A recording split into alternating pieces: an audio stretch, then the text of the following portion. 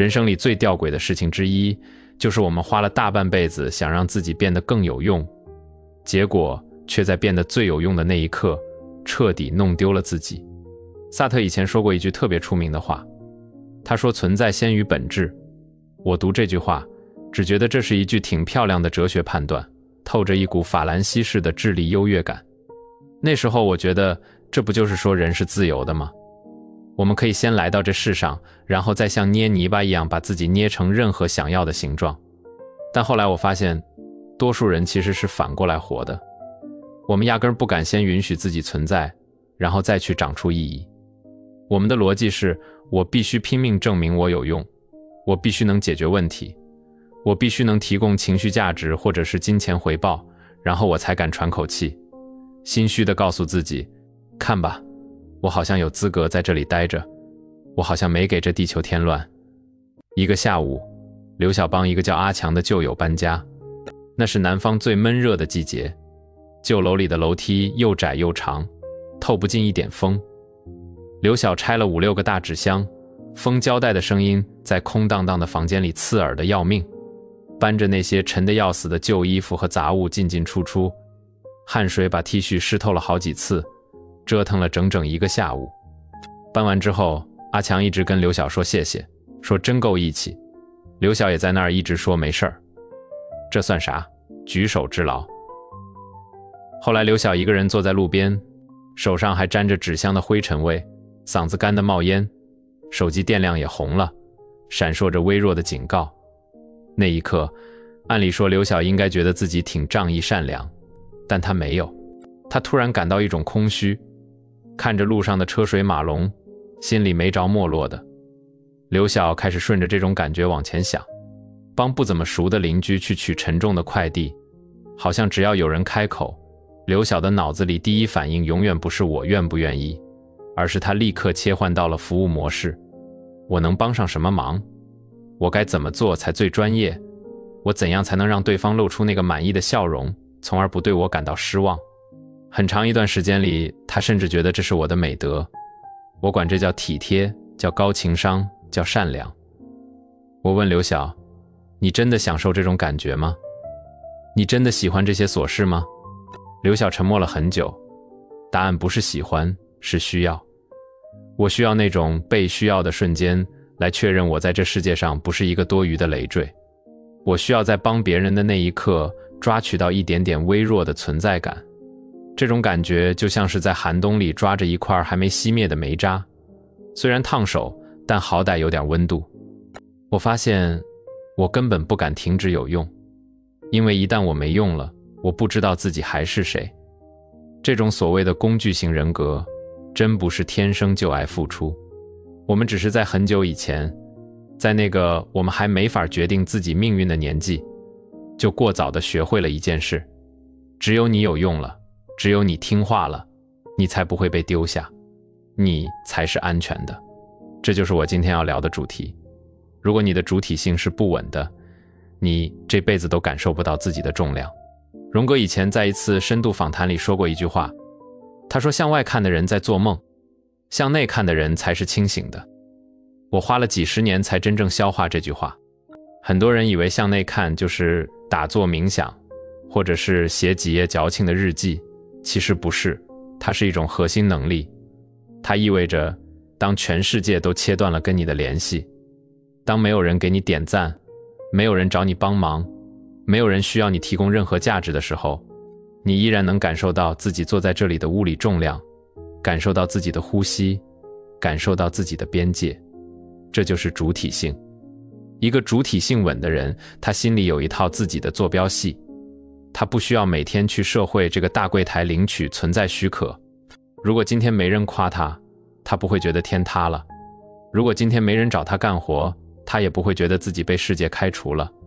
他当然也需要社交和爱，但这些东西只是点缀，不是地基。可对于那些主体性不稳的人来说，生活完全是另一番景象。他们活得像个漂浮的幽灵，需要不断地从外界吸取证明，证明自己是个好人，证明自己没给人添麻烦，证明自己值得被留在这个圈子里。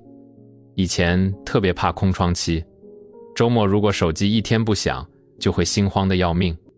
那种焦虑不是孤独，而是一种更底层的恐惧。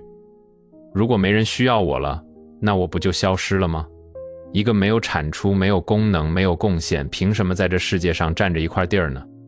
这个问题太疼了，所以我选择逃避。我选择让自己忙起来，去解决问题，去钻进别人的需求里。只要别人跟我说一句还好有你，我就能像吃了一片止痛药一样，短暂的舒坦那么一会儿。但我心里知道，那不是安全感，那是饮鸩止渴。归根结底，是因为我们在成长的过程中缺失了一项最基础的体验。我只是存在着就已经足够了。在很多东亚式的家庭里，孩子是被当成功能性工具来培养的。你考了好成绩，你才是好孩子；你听话懂事，你才不被嫌弃；你能帮家里分担家务或者情绪压力，你才被看见。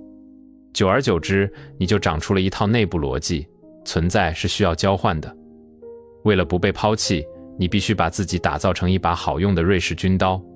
这套逻辑最隐蔽、最坑人的地方在于，它会让你看起来特别优秀。你会成为老板眼里最可靠的员工，朋友眼里最及时的雨，伴侣眼里最省心的另一半。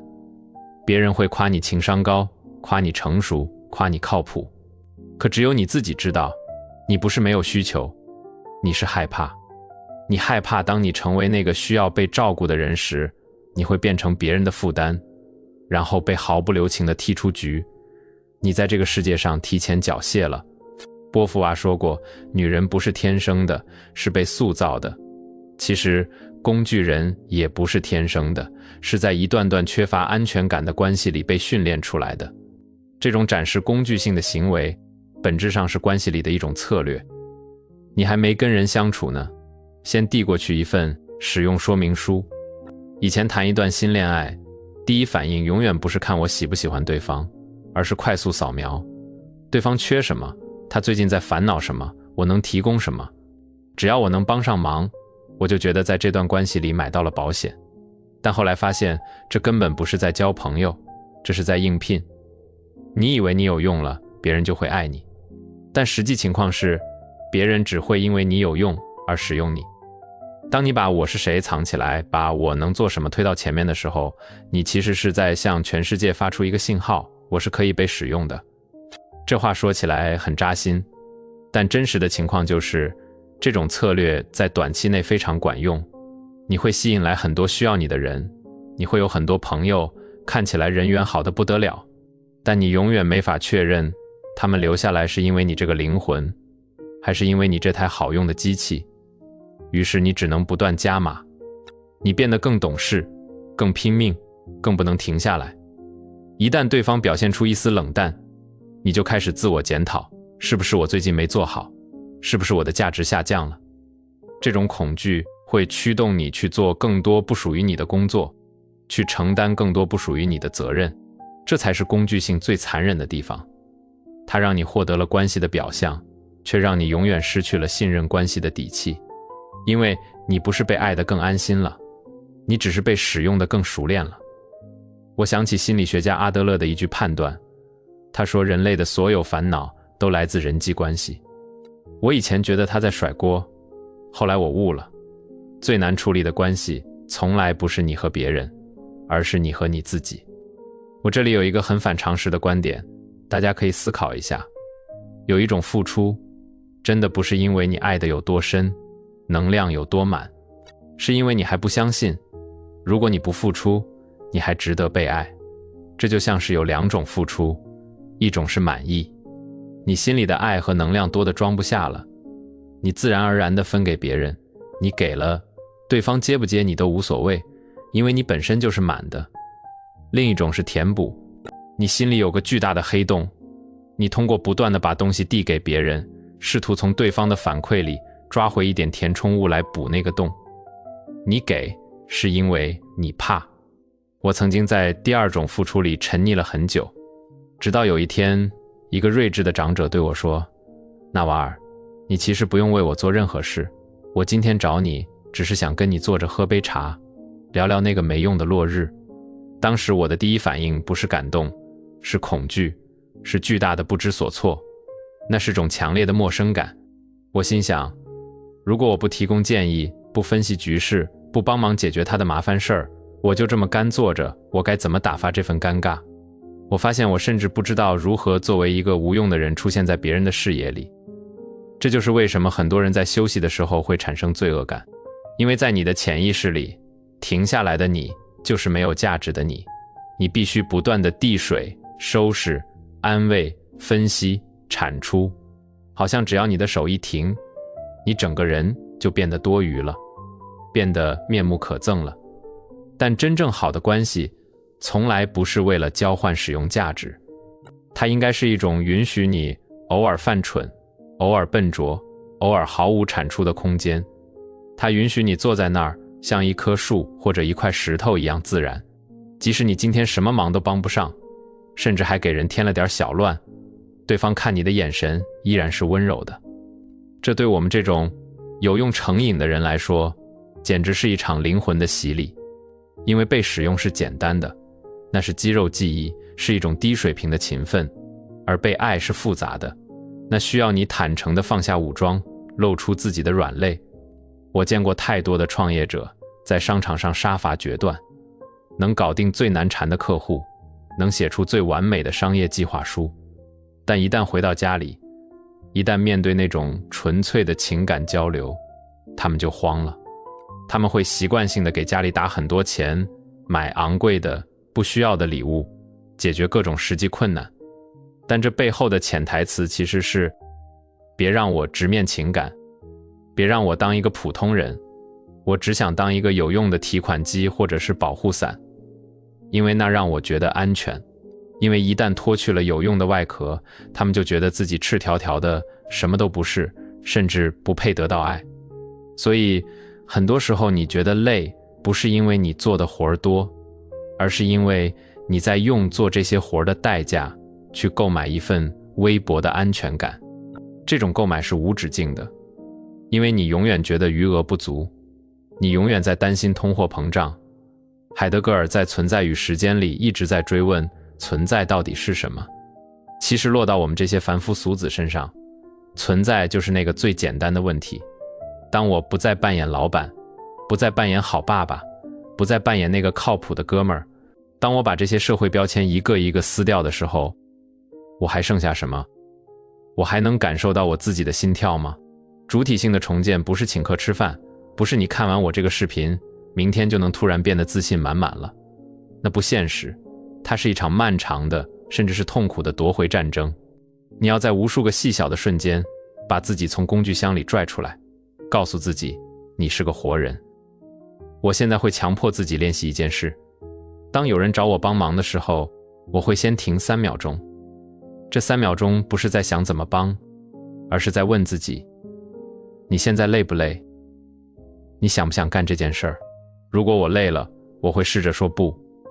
刚开始说那个不字的时候，我心跳快得像要撞碎肋骨，手心全是冷汗。我总觉得对方会立刻变脸，会骂我自私，会从此跟我绝交。但结果呢？绝大多数时候，对方只是哦了一声，说那好吧，然后去找别人了。世界没有崩塌，我也没被开除。我发现，我高估了我的有用，却低估了我的存在。我还试着去允许沉默的存在。跟朋友待在一起的时候，如果想不出什么高明的观点，我就不说了。我就在那儿安安静静地喝我的咖啡，感受那一刻阳光洒在胳膊上的热度。我发现这种无能的时刻，反而让我感受到了前所未有的自由。我不需要再做那个永远有答案的人了。你会慢慢发现，如果你不秒回消息，那个真正重要的人其实也不会走。如果你表现出一点疲惫和软弱，真正爱你的人反而会觉得你更真实，更想靠近你，因为你给了他们照顾你的机会。你不是为了服务这个世界而存在的，你是这个世界的一部分，你本身就是目的，而不是手段。如果你总是靠有用来换取位置，那你吸引来的永远是掠夺者，是那些只想榨干你价值的人。只有当你敢于展现你的无用，敢于守护你的边界，那些真正能看见你灵魂的人才会浮现出来。一个人真正的强大，不是变得更全能、更无可替代、更像个神。真正的强大是，即使我知道我不完美，即使我知道我今天一点产出都没有，即使我完全没法给别人提供任何便利，我依然坚信我站在这里的每一寸土地都是我应得的。我依然有资格享受着阳光、这空气和这顿美味的晚餐。我的存在不是对这个世界的亏欠。你不是一把被使唤的榔头，也不是一台24小时待命的电脑，更不是一个没有感情的方案生成器。你是一个生命，一个有着复杂情感、有着疲惫时刻、有着莫名忧伤的生命。这两件事，很多人要花一辈子才能分清楚，有的人甚至到死都在证明自己有用，那真是太遗憾了。所谓主体性，其实就是有一天，当你坐在那个空荡荡的下午，没有电话打进来，没有任务要完成，没有任何人需要你提供情绪价值，你依然能感到一种宁静的满足。你不解释，不证明，不急着把自己派上用场，你只是坐着，你就是完整的。这个过程可能很慢，你会反复怀疑，会周期性的焦虑，会觉得自己在虚度光阴。但这没关系，只要你开始意识到你在扮演工具，那个面具就已经裂开了一条缝，光会从那条缝里照进来。生活在这个充满计算的时代，所有的算法都在试图把你量化，把你的价值标签化，数据、指标、OKR 都在试图把我们功能化。但我们要守住那个底线，去爱，去感受，去挥霍时间，去当一个没用的人，去读一本没用的书，去看一场没用的电影，去对着一朵花发呆。你会发现，那是你人生中第一次感觉到自己真的活着，感觉到自己有重量。真正的财富不是你拥有多少资产，而是你拥有多少可以不被任何人定义的时光。好了，今天就聊到这儿，欢迎在评论区留下你的故事，哪怕只是一个简单的“我累了”，也是一种诚实的表达。每一个真实的声音都是主体性苏醒的证明。也请记得给这个视频点个赞，订阅我的频道，开启那个小铃铛。等于我们不仅要追求财务上的自由，更要追求灵魂上的自主权。在下一次被世界需要之前，请你先学会拥抱那个不需要任何理由就存在的自己。你不需要变得更好才值得被爱，你存在本身就是最高级的意义。我们下期再见。